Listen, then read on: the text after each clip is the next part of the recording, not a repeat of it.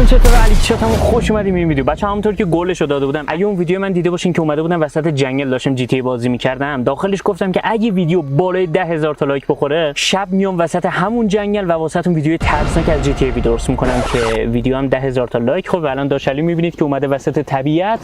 اینم گل و گیاه واسهتون بیارم که نگید پرده سبز و از فقط بچه اینجا پر از پشو و سوسک و اینا سیاه خدا. و اینکه الان اومدیم بچه وسط جنگل. ساعت چنده؟ ساعت 11:30 شبه. یعنی تا ویدیو رو بخوایم استارت کنیم اینا 12 نصف شب اومدیم وسط جنگل داریم واسهتون ویدیو میگیریم. خب بچه بریم سراغ اولین راز ترسناک جی تی ای که شاید بعضیشون شنیده باشین، ولی میخوام داستان کاملشون رو بهتون تعریف کنم که خیلی ترسناکه. پس سابسکرایب هم یادتون نره و اگه این ویدیو بچه بالای 20,000 تا لایک بخوره، یه چالش ترسناک وسط همین جنگل بدون نور و اینا انجام میدم واسهتون که به حال جی تی ام سعی میکنم ربط داشته باشه. پس لایک های این ویدیو رو به بالای 20,000 تا برسونید تا نصف شب بیایم اینجا و یه چالش ترسناک توی واقعیت انجام بدیم.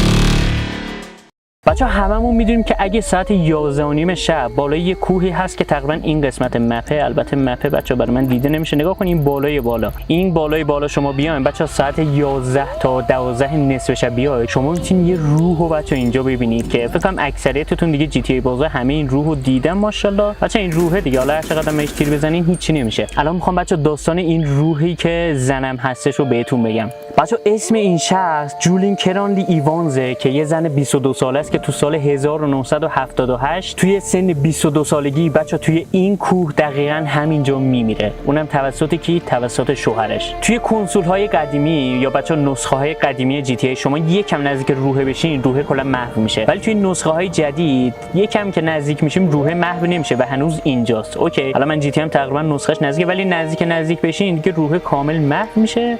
بچه محو نشد، یه صدای ترسناک اومد.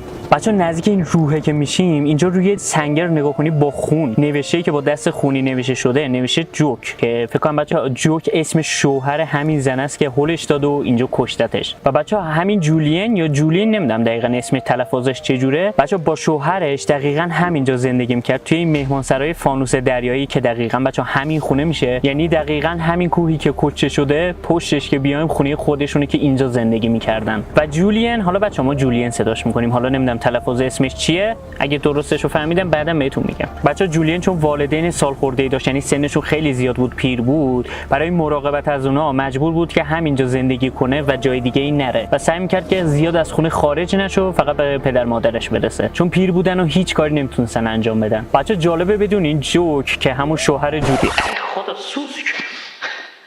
بچه جالبه بدونین جوک یعنی همون شوهر جولین دوست داشت که از این شهرستان بلین خارج بشه و آرزو داشت که یه بدلکار بشه، ولی چون جولین بچه از پدر مادرش مراقبت، یا خدا صدای ترسناک، پدر مادرش مراقبت میکرد، مجبور بود که بچه از این شهرستان خارج نشه و پیش پدر مادرش بمونه که این یکم جوکو داشت اذیت میکرد. و سر همین موضوع بچه فکر کنم خیلی بحثشون میشه و بحث واقعا به قدری جدی میشه که جولین و جوک تصمیم میگیرن که حالا یه روزی بیان بالای این کوهنوردی بکنن که همینجا دقیقاً تو همین نقطه جوک جولین رو هول میده و میکشتش. و از اون شب به بعد بچه روح جولین اینجا میشه و اسم شوهرش هم میبینی که با دستای خونیش اینجا نوشته که خیلی ترسناکه. و یه چیز ترسناکه که قبلا هم بچه‌ها اینو تست کرده بودیم، من ویدیوشو دوباره میذارم. بچه‌ها اگه شما دامنه این کوه بیاین یا از کوه پایین‌تر بیاین، الان بذاریم من از این کوه پایین بیام، ببینید مثلا بیاین اینجا، من قبلا اینجا تست کردم، اینجا بیاین چند تا چادر و اینا هم هستش. شما اگه بچه‌ها به این نقطه بیاین و حتما باید این روحه باشه، به این نقطه بیاین بچه‌ها میتونید صدای جولین رو بشنویم. بریم که صداشو گوش کنیم.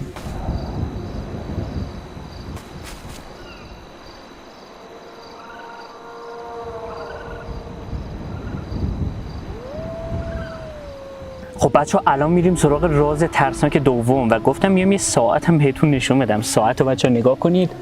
بچه ساعت رو نگاه کنید، 12:19 دقیقه. اوکی داره جالب میشه. بچه ساعت 12:19 دقیقه است و الان بک‌گراند من هم نگاه کنید که جنگله. بذار یکم اینورتر بیام ببینم بچه‌ها میبینن.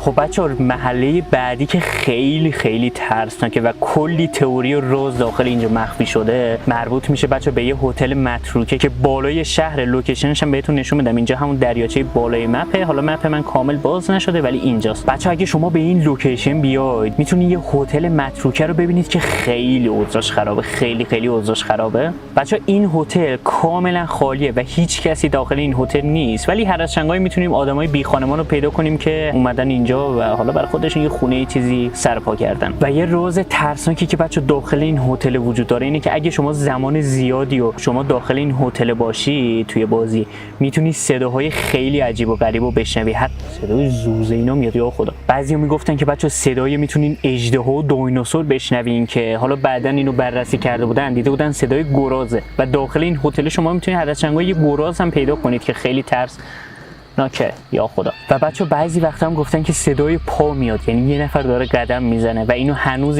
هیچ کس متوجه نشده که صدای چیه. و بعضی ادعا میکنن که بچه وقتی هوا بارونی باشه و شما وارد این هتل بشید، من از عمد اینجا هوا رو بارونی هم کردم که وقتی وارد اینجا بشیم میگفتن که میتونین یه روحو ببینید که حالا من قبلا تست کرده بودم ولی کسی رو نتونستم پیدا کنم. اوکی ولی باز هوا رو بارونی کردم گفتم یه دفعه دیدی داخل ویدیو یه چیز دیده شد. خیلی خفنه. بچه الان یکم داخل هتل هم می‌خواید نگاه کنید کلا نابود شده ویران شده اینجا. یا خدا دیواراشو بچه‌ها نگاه کنید.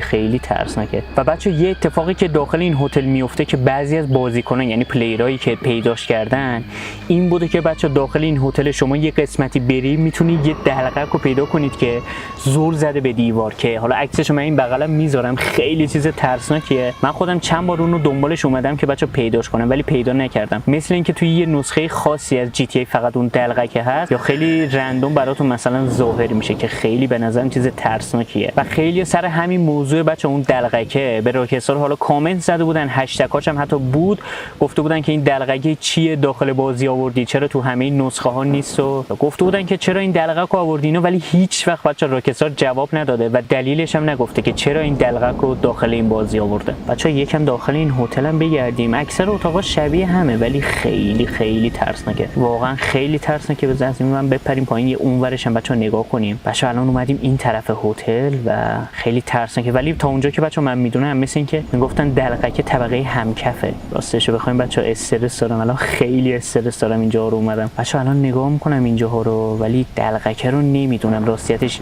کجا میشه پیدا کرد و اینا هیچی راجبش نگفتن ولی مطمئنم این هستش چون من اینو خیلی دیده بودم که میگفتن. خب بچه هر چی راجب این هتل بود و بهتون گفتم. حالا میریم سراغ حالا بچه میریم سراغ یه چیز ترسناک. یه قاتل سگ ما نمیخواد بذاره موی. بچه تحمل کنید دیگه تو طبیعت داشلی وسط جنگل اومده دیگه صدا سگ عادیه بیاد دیگه به نظرم. آره بچه چیز بعدی که راجبش میخوام صحبت کنم خیلی چیز ترسناکی و خیلی راجب این ویدیو ساختن، تئوری گفتن و این چیزا. درد بگیری.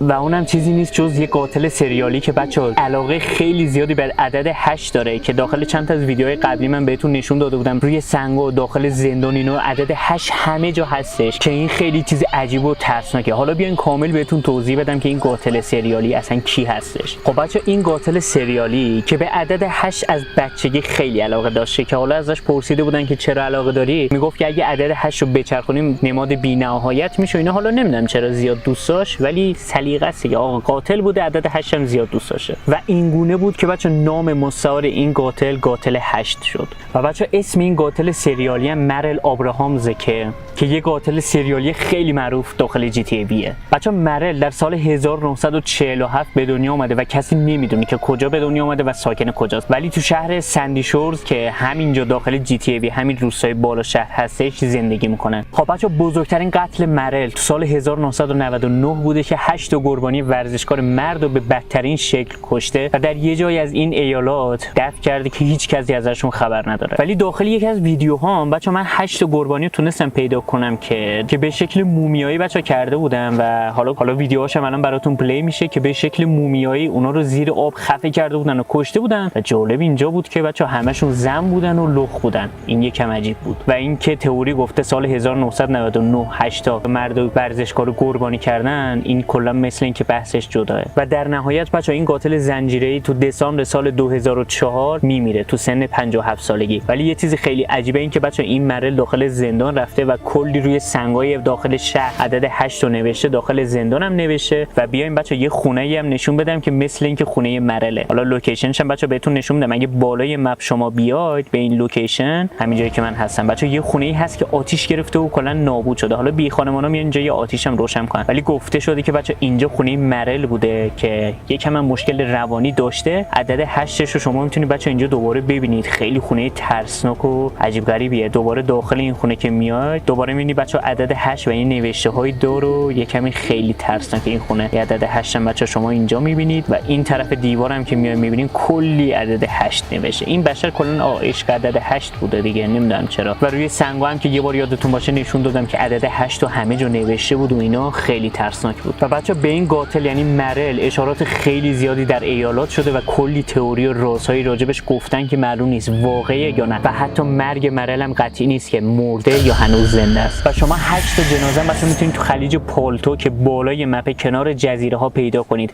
همونایی که من یه بار پیداشون کردم. و بچا شاید خیلیاتون ندونیم ولی تو یکی از ماموریت‌های جی تی ای به این لوکیشن ما اومده بودیم. و بچا تقریبا زیر شهر لس سانتوس، یعنی همین شهری که ما داخلش زندگی می‌کنیم، کلی تونل‌های فاضلابی متروکه وجود داره که شاید خیلیامون بهشون سر نزده باشیم، ولی یه ماموریت بچا بود که حالا اینجا ما اومده بودیم. بچا این تونل‌های فاضلابی هم خیلی تئوری‌ها و رازهای عجیب غریبی داره که خیلی اونها هم ترسناکن. الان بیایم با هم دیگه چند تاشو بررسی کنیم. اولین تئوری که بچا راجع به این تونل‌ها گفته بودن این که شما داخل شهر یعنی وسط شهر راه برین خیلی میتونید موش پیدا کنین، یعنی همین موشی که توی فاضلاب اینا میشه خیلی زیاده. ولی یه تئوری خیلی عجیبی که داره و داخل این تونل شما اگه نگاه کنید هیچ موشی بچا شما نمیتونی پیدا کنی، یعنی محل زندگی موش همیشه فاضلابه ولی هیچ وقت شما نمیتونی اینجا یه موش پیدا کنی. که این برمیگرده بچا به یه استرگ‌های راجب رتمن که داخل فکرم جی تی آی وی بود که من خیلی زیاد راجبش نمیدونم، ولی حالا تصویری چیزی اگه ازش تونستم پیدا کنم حتما این بغل میذارم. میگفتن که بچا این استرگ مربوط میشه به اون که هیچ موشی اینجا نیست و به خاطر رتمن و اینا راستیتش بچا من نمیدونم رتمن کیه، ولی میگفتن که به خاطر اونه. و بچا خیلی ادعا کردن که وقتی داخل این تونل‌های فاضلابی میان و بچا اینجا شما هیچ کس رو نمیتونید ببینید، ادعا کردن که صداهای خیلی عجیب غریب و ترسناکی میشنون. که راکستار سریع اومده جواب این موضوع بحث یعنی عوض کرده، جواب داده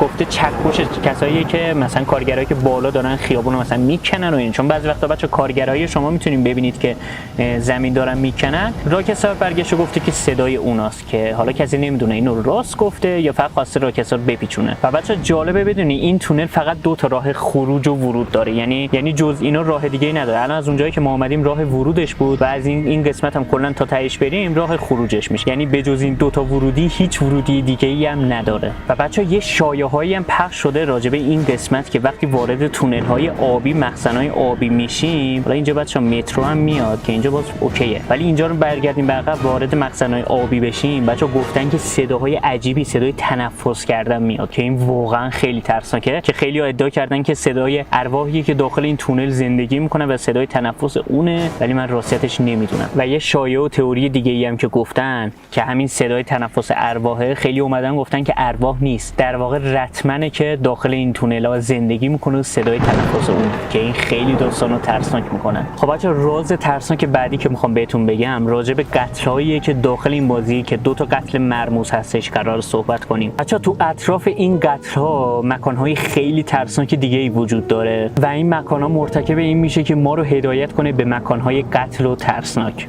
و کلی سرنخ بچا داخل شهر لس سانتوس میتونیم ما پیدا کنیم راجع به همین قتلایی که شده و سرنخ‌هایی که روی دیوارهای شهر نوشته شده. الان بریم با هم دیگه تک تک اینا رو بررسی کنیم. خب بچا اولین کتیبه‌ای که شما دارین میبینین راجع به این نوشته که مثلا مرد آدمای پیر بهتر عمل میکنن. حالا نمیدونم منظورشون چی بوده. یکی ادعا داره که مثلا آدمای پیر بهتر میتونن این کارو انجام بدن، ولی مثلا در آخرش نوشته که اینطور نیست، که بچا اصلا مشخص نیستش که راجع به چی داره صحبت میکنن. و این متن هک شده دوم بچا خیلی ترسناکه. راجع به این نوشته شده که یه عده آدمایی رو غرق کردن و دلیل غرق کردنشون این بوده که اونا یه موضوع مهمی رو میدونستن، از یه چیزی خبر داشتن که مجبور شدن اینا رو خفه کنن و بکشن تا از اون موضوع خبر نداشته باشن. که این کسی که کشته شده رو بچا تا آخر ویدیو بهتون نشون میدم. بچا توی این نوشته هک شده سوم راجع به اینه که یه شخصی یه کارتونی برای بچه‌ها میساخته، یه انیمیشن کارتون، ولی این کارتونایی که میساخته با توجه به زندگی خودش و اتفاقایی که توی زندگی خودش تجربه کرده میساخته. بازم این یه تئوری خیلی عجیب و ترسناکیه. و آخرین بچا متن هک شده که میخوام بهتون بگم،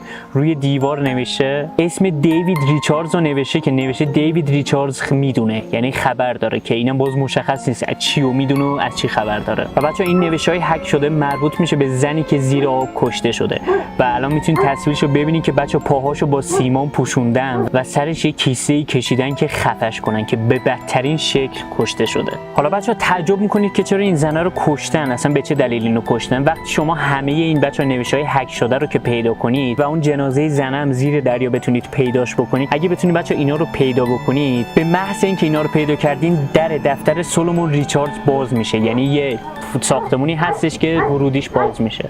وقتی وارد دفتر اتاق اون بشین، یه دونه نامه میتونید روی میز ریچارد پیدا کنید که این نامه بچا مربوط میشه به سال 1949 که داخل این نامه نوشته که ریچارد رو مجبور کردن که یه نفری به اسم ایساکو بکشه. و بچا تئوریایی که راجع به این گفتم، مثل اینکه ایساک منشی ریچارد بوده. یه چیزی راجع به این منشی بودن هم نوشته بود که من متوجه نشدم منظورشون چیه. و یه چیز عجیبی که هست بچا، حتی لوکیشن مرگ ایساک هم نوشته، یعنی کجا کشته شده. ایساکو بچا داخل کوهستانا یه دونه معدن متروکه است که سال‌هاست هیچ کسی از اونجا استفاده نمیکنه، داخل اونجا کشتن. حتی شما میتونید بچا به اون لوکیشن برید و جنازه ایساکو پیدا کنید که الان ویدیوش براتون داره پلی میشه. و بچا مثل اینکه این ایساکه توی بعضی از نسخه های جی تی ای هستش، یعنی توی همه نسخه نمیتونید شما این جنازه رو پیدا کنید. من خودم توی کامپیوتر قبلیم پیدا کرده بودم ولی توی این یکی کامپیوترم نتونستم پیداش کنم. و شما هم بچا حتما به اون لوکیشن برین، لوکیشنش هم بهتون نشون میدم. اگه رفتین و تونستین پیداش کنین، حتما داخل کامنت ها بچا بهم بنویسید، یا اگه راز ترسناک که چیزی راجع به این چیزایی که من گفتم هم میدونید، همین الان داخل کامنت ها بنویسید. خیلی دوست دارم بشینم اونا رو بخونم. خب بچا که تا اینجا ویدیو رو دارین نگاه کنین، همین الان داخل کامنت ها یه دونه قلب قرمز بذارین و بگین که بچا این ویدیو رو چقدر دوست داشتین. اگه این ویدیو بچا 20000 تا لایک بخوره،